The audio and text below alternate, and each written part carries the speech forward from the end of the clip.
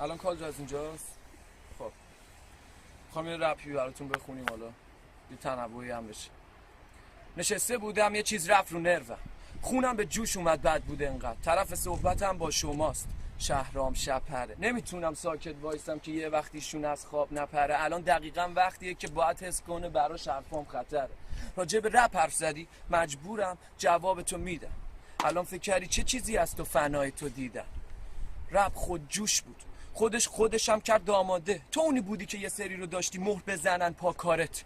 یه چیز سازمان نیافته داره توش یه موقع سوتی، وقتی خودمون استاد خودمون بودیم و دانشجوی خودمونیم. رپ پیشرفت کرده، الان فازش شده پر و شوق و شاعرانه است. این مستند چند سال شده فوش و ناسزا کرد، گفتی قاتل، گفتی متجاوز. جالبه که برا من این تیترای مریضی هن که محصول یه جامعه خرابن. چی رو به چی ربط میدی؟ رپ میبره تو دوئل تو رو زود، از اینا بر علیه رپ استفاده نمی کردی اگه روحت بزرگ بود. رپ امریکا رو هم واسه من دادی دست مردم، رپ مال ایرانه، نمونش نصر خواجه انصاری قرن پنجم. بماند آقای LL کول جی یه رپ کنن که تو گرمی مجری میشن. از کنریک راما رو ایمجین دراگون تو همون برنامه یه اجرای جفتی دیدم، اما با توصیفات شما فکر کنم لابد نصف آدمای کره زمین توجی نیستن.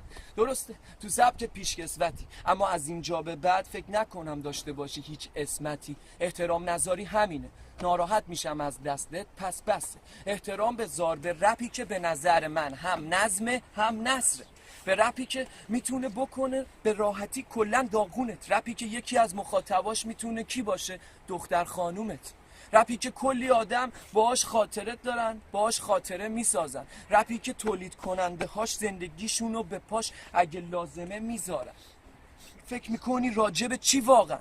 احترام بذار به رپ، مخاطباش و رپکنایی که خارج و داخل ایرانن. مرد بزرگ، اینجا خیلی ها هستن که آهنگا رو میجوان الف باش و هماهنگ رپ بازی. در ضمن 25% نه 25,000 سوادم که نداری، تو بلبل زبونی واسه مجلسا که پولو بگیری.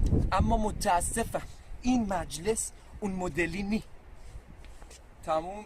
تیک تاک این the scene 2014 و اینکه بادم تو راه داره میاد، گوش بدید باد.